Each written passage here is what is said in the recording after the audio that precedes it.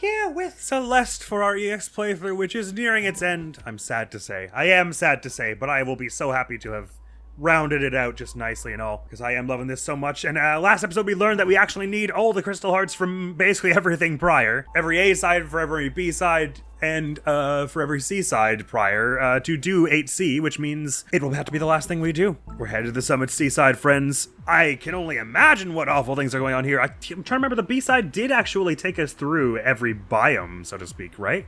So we should be expecting something similar here, I guess, but I don't know how similar. Okie dokie. So we're gonna be wall jump bouncing off of that. Oh, I guess we're gonna be doing a lot of wall jump bouncing because the B side of the summit is where they introduced that to us, was it not? Bouncing off of that wall thing, bouncing off of that wall thing, get another boost to bounce off that thing, get up that to bounce off that, and then we're gonna, oh, and then to get up there? Oh yes, and just bounce our way all the way up the wall, and then through to Battlein there, who may take us to a new room or may not. It's kind of hard to say from here. And all this empty space at the bottom is doing not much. Right away, so it's a big test of our double wall jumping abilities. I ain't too worried. I think we've been pretty good at it. He says, messing it up. Here. Oh, right. And then the, right. And the green emeralds give us 2 boosts back at this point because Battlein is helping us. Ugh, that's hard to do to get back over to that side. But we're getting some decent distance on this. This one doesn't look like it's gonna be too stressful, but you really gotta be timing this right so you get the maximum height possible. I didn't think I was gonna do that there for a sec. And you're holding A as long as possible. You don't wanna just be doing like a little peck on it. You wanna be like, A, and then holding down on it. Right, I'm getting what's going on here in this thing. I'm glad they let you fall back to the beginning here, so my death toll isn't gonna rack up too high and too quickly here. Right, just gotta remember to get back over to the left the second I jump off that left one. And then get back over to the left so that I can do this, and then I have to keep that going to get enough to the get enough distance to go to the emerald. Gotcha. Sorry, the pace of this is so much different from the Moonberry, which I just got done recording that whole episode. So I'm suddenly thrust into the thick of things, and I'm ready for the thin of things. And then it's all just a mess, really. But it's a mess I'm happy to partake in.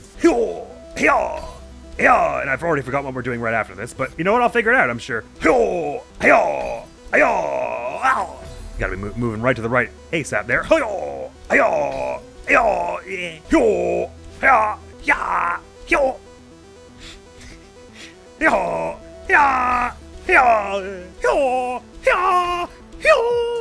A a little too early that time.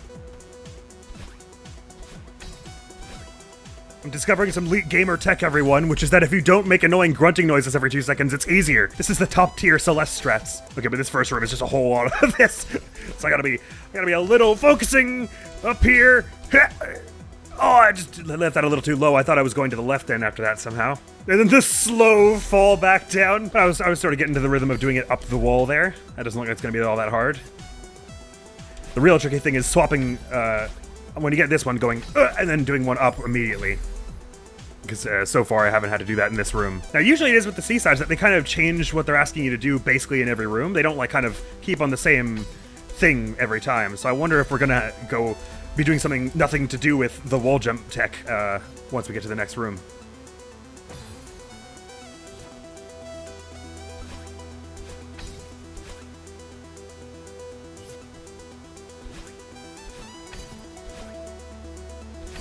But I'm certainly getting the hang of this a little more. And then just do it again, and then just simply do it again and again. 1 room down. Feels good about that. Right, so there's no binoculars here, so I'm gonna have to just, oh, there's a lot of downwind going on here, I see. So if I do that, I can do a bit of this. Okay, so it's just boosting around with the downforce wind. Oh, right, I didn't even realize what I was doing, but I almost did the right thing there, which was to catch that trampoline again. Whoops, sorry. Already the second one looks like it's gonna be a lot easier than the first. So I want to, you simply want to, and then boing with that, and then boing back into it. I want to do one up before that, I think. And then, I didn't want to hang on to that. I want to go upright and then just straight up to get the maximal height from that one at the end there. But then that's very near to the end of this room, actually. This room is a lot shorter in terms of the difficulty curve than the one we just did, the first one. Nice. Up to this one as well. Oh, some binoculars. Yes, let's have a look. We're doing some cloud stuff, I see. So big jump over that, left boost into that, right upward boost over that, Oh, trampoline will give us both back, I guess. So leftward boost into the trampoline, then up, go around the loop, right, catch the other trampoline, then it looks like an up, up, fall down, then we're zigzagging up, left, up. So it's just a big check of your double boost strats. Okay. I see. And then we fall through this one and then go right, up, and then like up, right, up, left, fall down, right, cloud into this one. Oh, it's a big long room. Boost into it, we're going to fall down below this thing, and then I guess we're going to have to do a rightward boost and then upward boost to do the wall jump, which actually is going to make it easier. The fact that you're going to be able to know you're moving like at a 90-degree angle to the right will make it easier to time the wall jump thing to get the emerald, which gives you 2 boosts back. And then I guess what you want to do is... yes, I think I see what they want is for you to, with the emerald, go up and around over this like horizontal bar of spikes here. I guess you could just boost under it as well. Whatever the case, you land on the cloud, it gives you your boosts back. You don't use, well, I guess you could either then use the full jump and try and curve right, then left to get around the whole thing, or you could not use the boost, not use the big jump, and just use the little hop it offers you to then boost right through this gap and then up into the trampoline. And then it's... Again, I'm going to have to just learn this by getting into it. Then you boost right to get into this maze, right to get to the next emerald, right, up, right, upright, right, upright, left, upright, and then to the right, and then there's a bit more, it would seem. Right, so this is just a massive, massive check of your skills with the double boost. What I just really hope there isn't is any wind. Because that will make things really difficult if they start pushing me to the left and right and all around in the middle of this room. That will make it very hard. Right, okay, but I think I've got the right strategies for this so far. None of the things I planned ahead have utterly failed to work, except for because of my horrible skill. At this moment, horrible skill is I'm making it funny. What I mean is, none of my plans have expressly been the problem so far with how I wanted to do all this. I think I want to do an upright boost there to give me time to angle that, actually. So, never mind. There's one of my plans failed already. Oh, right. Sorry, that was the time to do the upright. Well, it wasn't a plan that failed. It was just a plan that needed to be doctored. The parameters needed tweaking is all. It's simply like that, you see. And then upright, and then we get time to gently float down.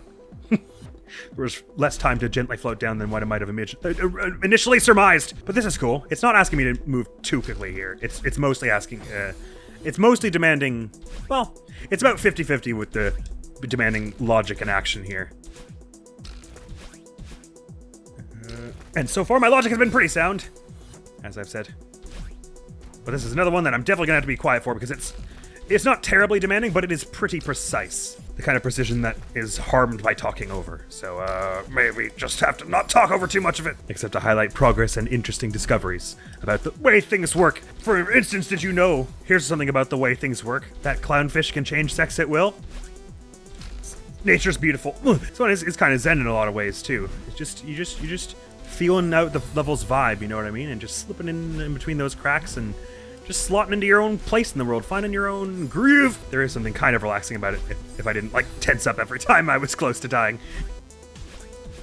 Oof. I'm getting so tense already, and we're not even close to the end of the screen. How far about is that? Yeah, it's like a quarter of the way there.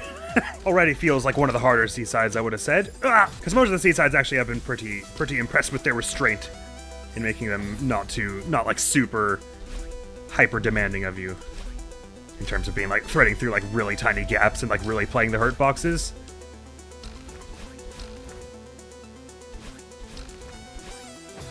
I want to just do a normal rightward boost there and then followed by a straight upward boost, I think. That actually might have been an appropriate time for an upper right boost. I'm not quite sure what I should do there. It does depend, I think, on how far you've fallen at that point by the time you decide to boost. I mean, oh yes, that's what you want to do probably.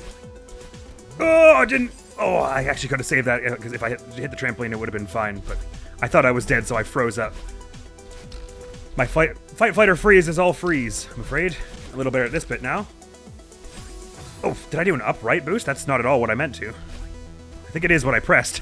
I do love how the boosting is so fast that it gives you, even though it kind of carries you one way for a while, so you don't have like tight movement over where you end up. You do have tight movement over, like, you have a lot of control over when you use it and everything, so it does give you a lot of precision in where your trajectory is headed. Oh, I actually probably don't want to do the big jump from that, actually. It's probably just easier if I just use it to get the boost back and then just jump to the right. Like this. And then like that. And then... I should have gone under. Okay. I want to decide before I get there, though. Do I think I like the idea of going under more or over? Probably under. I'm not great at jumping off a cloud and then, like, curving one way. So I think I'm going to try and land on the cloud, not use its jump, just use a little hop, you get off of it, and then boost right through the gap, up through the thing. That's actually we got a lot farther that time. And I'm getting reasonably good at this chunk here.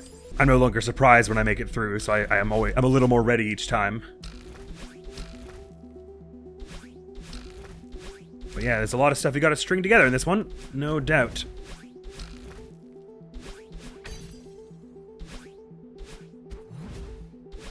Like that, and then, oh! I wanted to just boost straight right when I had the chance there, but I was quite close there. Feeling good about this.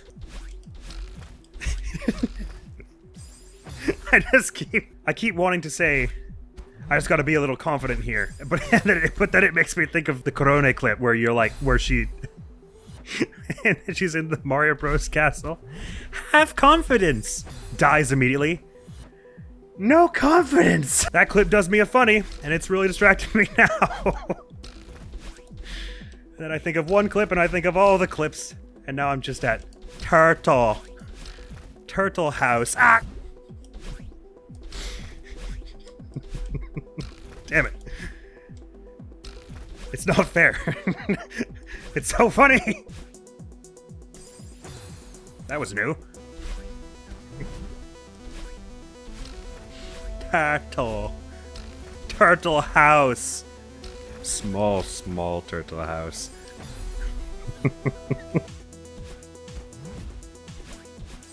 Oh! I didn't realize dying on the underside of that was like a likelihood. Wasn't even in my radar of threats to worry about. Actually, that's a bit tough to do from the underside, because you really have to get a lot of height before you hit the trampoline. I guess that means I'll have to try and go a bit out from it, and then sort of turn back towards it at the end. So I get the height, and I land it. I touch the trampoline from the top, so I get as much height as possible. Tough room, this. Alright, the first one was pretty difficult as well. The second one was really chill, though. I thought. It's a little bridging room, I suppose. Give you a breather before... I forgot I was not supposed to stop on that one. I want to do that exact thing I just did, except consciously and not by accident. That's what I'm trying to do when I get to that one right before the final maze, so to speak. Nuts. Maybe it is easier to try and go over that one. I'll give it a try. Like that, and then I can bounce from the top, and that's easier for that. Oh, I swear I hit up. Okay, so going from the top is much easier.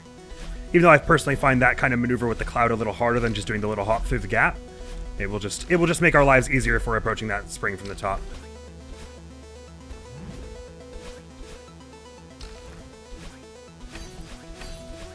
Ah, I didn't need to do that there. I needed to do a rightward boost, sorry. Panicked. We're so close, though. Bugger, that's the first time I messed that one up. I'm usually reasonably good at those wall jump things. Well, you know, certainly compared to wave dashing anyway. My rate of success is a lot higher, I think, with the wall jump maneuver. Does get pretty tense around that last bit, though.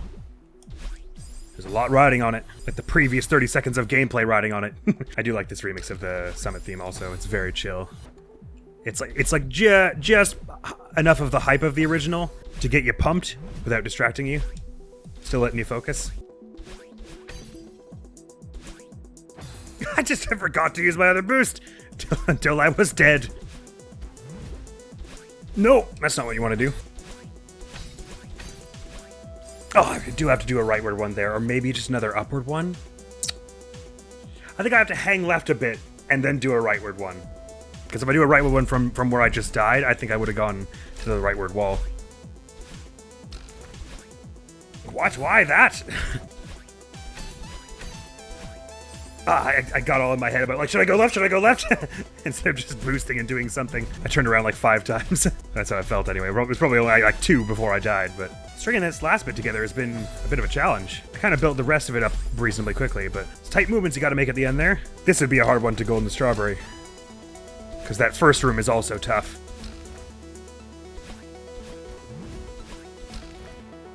I'm getting all right at this one and sort of used to it, but it's like this plus that room 1 are both tough things that would be hard sort of to get used to, I think. Used to enough that I could do them both in tandem confidently. I would have no confidence. Oh, I messed up the wall jump again. What a good look for me.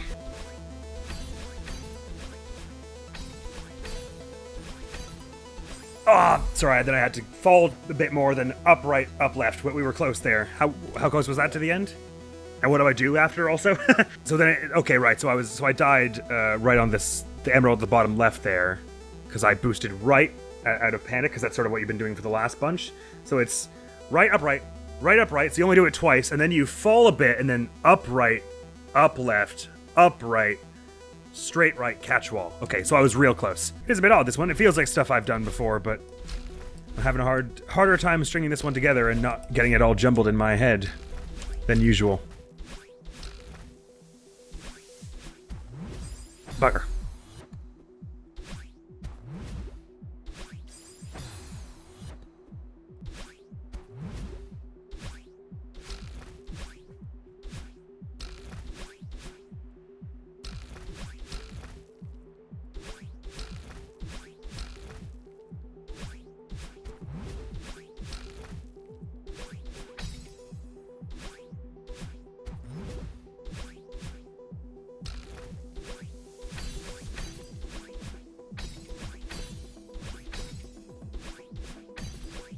Made it! Nice. No! Oh my god. Listen, you. Whoever's decision that was. You're mean, you're mean, you're mean, you're mean. That hurt me. Are you going to turn into a tombstone as well? Oh no, you're not. Granny! It's hard to believe that it's over, isn't it? Well, we got one more seaside to do, I'm afraid, Granny. I would have liked to do this one as the finale, but tain't so. I suppose I could just edit the core one first. I don't know if that feels wrong, because it's not actually what happened. I'll have to decide in editing. Nevertheless, it's hard to believe that it's over, isn't it? Funny how we get attached to the struggle. Promise me that you'll take care of yourself, okay? I do, Granny. Well, what are you waiting for? I just thought maybe Madeline would have something to say. Just a little more closure there. Thanks, Granny. Granny. Don't jinx it. But I think the game developers are being nice with this one, and they're not going to strike us with lightning or anything. Okay, bye, Granny. Thanks. Good to see you. Bye. Sweet. And then we get the nice little shot of Madeline sitting out, looking over her kingdom of Canada.